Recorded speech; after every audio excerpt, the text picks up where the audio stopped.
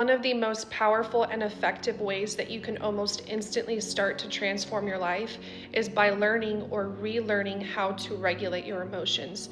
Because every single decision that you make is being affected by how you feel and how your emotions are controlling you in that moment. And if I'm being honest, there have been many moments in my life where I have said something stupid or I have done something stupid because I was triggered and I reacted in the moment and I was controlled by my emotions because I did not take a step back to assess what was happening. See, emotional regulation is actually a spiritual discipline. Proverbs 25:28 says, "A man without self-control is like a city broken into and left without walls." When you are intentional about managing your emotions, what you are doing is you are protecting your mind. You are protecting your peace and you are guarding your heart.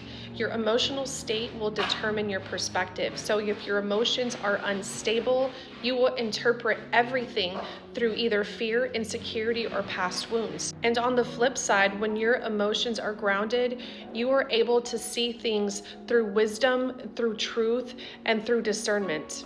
As believers, God actually calls us to ground ourselves and anchor ourselves in what He says about us. He calls us to act out of clarity and not out of confusion. And that means that we have to sometimes take a step back from a situation and not act immediately based on how we're feeling. Because emotion regulation is actually from God. He has given us the ability to regulate our emotions, and that pushes our life forward. It helps you pause, it helps you think and pray and make decisions based on alignment and not impulse. This leads to better relationships, it leads to healthier boundaries, it leads to a God-centered life and God-centered choices. When emotions rule you, you repeat cycles. You react instead of respond, and you sabotage opportunities that God may have placed right in front of you. See, God actually works through a regulated heart and mind. 1 Peter 5:8 says, "Be sober-minded." Now, that's not necessarily referencing alcohol. It just means that never allow something to cloud your mind and your judgment so harshly that you are acting as though you are drunk. See, how you feel ultimately shapes how you see things, and how you see things will shape how you move.